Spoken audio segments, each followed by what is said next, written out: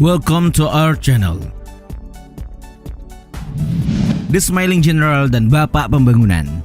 Begitulah dua julukan yang melekat kepada penguasa Orde Baru Jenderal H.M. Soeharto. Di balik semua catatan kelam tentang Presiden kedua Republik Indonesia ini, kita sepertinya juga perlu untuk mengetahui sejumlah kebaikan atau hal positif di masa pemerintahan Presiden Soeharto. Apa saja? Simaklah ulasan kami. Tapi sebelum lanjut, kami ingatkan kembali untuk subscribe channel ini dan aktifkan lonceng notifikasi kamu untuk mendapatkan video edukatif dari Data Fakta.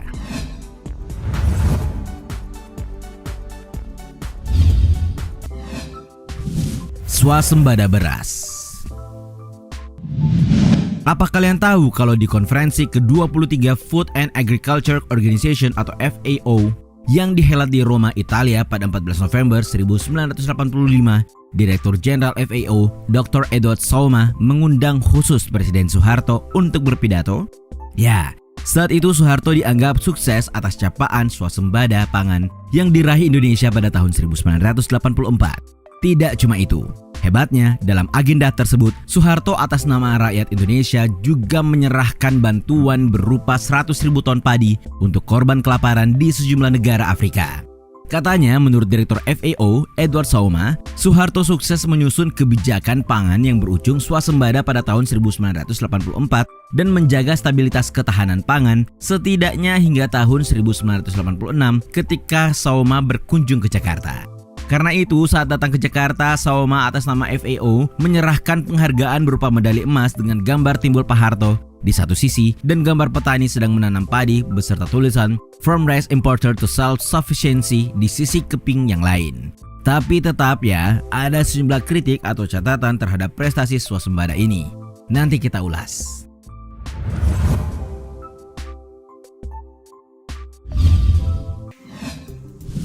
Program KB.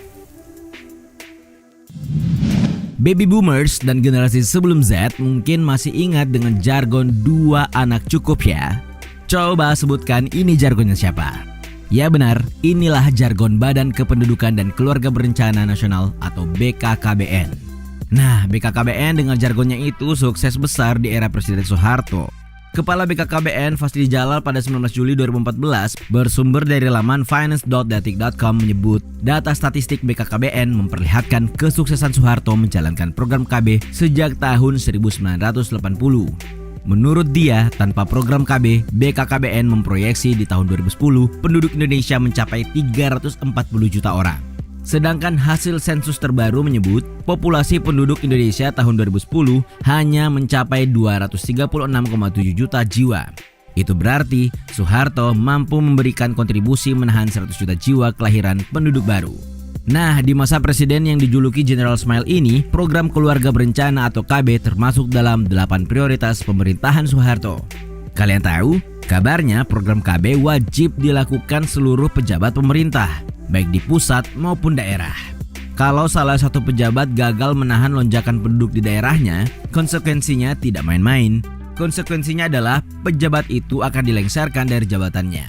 Tega banget kan?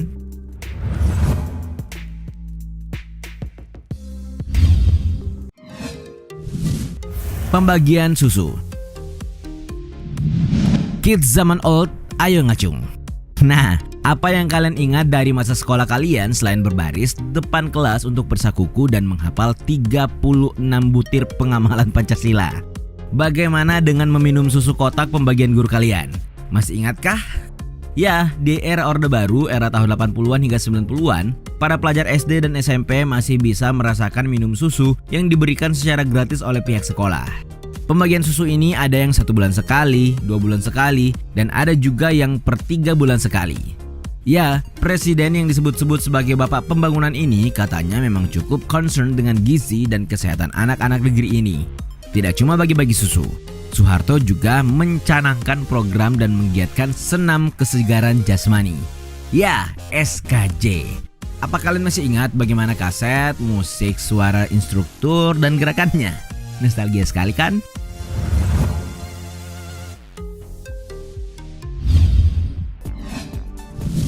Pembangunan Perpusnas. Siapa yang digawai atau gadgetnya ada aplikasi iPusnas. Ya, inilah startup atau aplikasi yang menyediakan buku digital gratis dari Perpustakaan Nasional atau Perpusnas Republik Indonesia. Nah, bisa dibilang kalau berdirinya Perpusnas ini tidak lepas dari jasa Presiden Soeharto. Selain karena Perpusnas berdiri saat masa pemerintahan Pak Harto yang saat itu Menteri Pendidikan dan Kebudayaan atau Mendikbudnya adalah Bapak Daud Yusuf, Perpusnas juga erat kaitannya dengan Ibu Negara Ibu Tien Soeharto. Kalian tahu, kalau di awal berdiri, Gedung Perpustakaan Nasional ini berpencar-pencar di 3 lokasi. Barulah beberapa tahun kemudian, atas prakarsa almarhumah Ibu Tien Soeharto, melalui Yayasan Harapan Kita yang ia pimpin, Perpustakaan Nasional memperoleh sumbangan tanah seluas 16.000 meter persegi. Gak cuma tanah luas itu, di tanah itu juga sudah ada gedung baru berlantai 9 dan sebuah bangunan yang direnovasi. Lahan yang terletak di Jalan Salemba Raya 28A Jakarta Pusat inilah yang kemudian menjadi gedung terintegrasi Perpustakaan Nasional. Oke lah ya.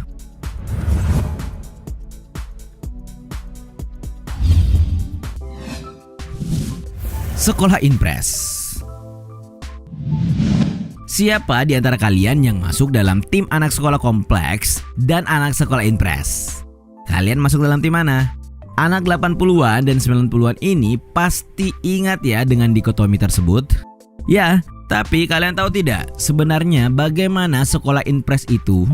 Ternyata sekolah Inpres atau instruksi presiden ini merupakan wujud upaya peningkatan kualitas pendidikan dasar era Soeharto dengan keluarnya instruksi presiden nomor 10 tahun 1973 tentang program bantuan pembangunan gedung SD.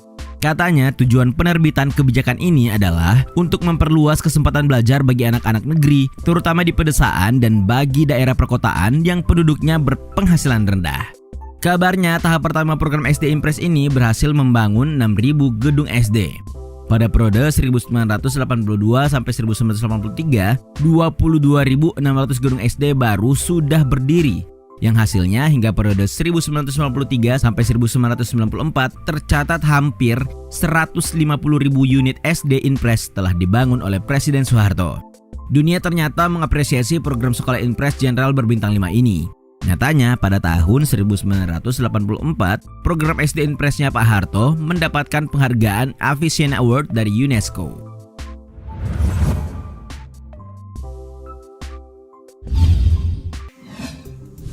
Kejar paket. Ada yang pernah dengar program Kejar di zaman Orde Baru? Ada yang tahu bagaimana wujud dari program Kejar ini? Ya, inilah akronim dari program kelompok belajar untuk memberantas buta aksara. Karena saat itu masih banyak penduduk Indonesia yang buta huruf. Maka Presiden Soeharto mencanangkan program penuntasan buta huruf pada 16 Agustus 1978 dengan pembentukan kelompok belajar atau Kejar. Kabarnya, tutor atau bimbingan setiap kelompok adalah siapa saja yang berpendidikan minimal sekolah dasar. Jumlah peserta dan waktu pelaksanaan setiap Kejar bersifat fleksibel. Katanya ya, keberhasilan program ini dapat dilihat pada penurunan angka penduduk buta huruf. Pada sensus 1971, dari jumlah penduduk 80 juta jiwa, Indonesia masih memiliki 39,1% penduduk usia 10 tahun ke atas yang berstatus buta huruf. Nah, pada sensus 1980, persentase itu menurun menjadi 28,8%. Hingga sensus berikut tahun 1990, angkanya terus menyusut menjadi 15,9%.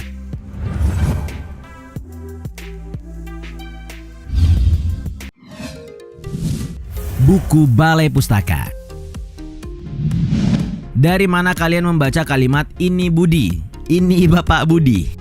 Ya, kalian membaca kalimat legend ini di buku teks terbitan Balai Pustaka yang setiap sekolah memilikinya dan dibagikan ke seluruh siswa saat pelajaran dimulai. Ya kan? Kalimat "ini Budi" ditulis dalam buku yang disusun oleh Siti Rahmani Rauf. Ini berkaitan erat dengan program wajib belajar atau wajar yang digalakkan oleh Presiden Soeharto dan Mendikbudnya saat itu Nugroho Noto Susanto pada 2 Mei 1984. Siapa di antara kalian yang masih ingat rupa dan bau khas lemari buku teks terbitan Balai Pustaka yang dibagikan di kelas sebelum mulai pelajaran ini? Hayo angkat tangan. Itulah tadi sejumlah kebaikan di era Presiden Soeharto. Bagaimana? Apa di antara kalian ada yang rindu Soeharto? Terima kasih sudah menonton, jangan lupa like dan share. Nonton juga video-video edukatif lainnya yang sudah kami sajikan untuk kalian. Sekali lagi, jangan lupa subscribe dan tinggalkan argumenmu di kolom komentar. Sampai jumpa di video edukatif data fakta selanjutnya.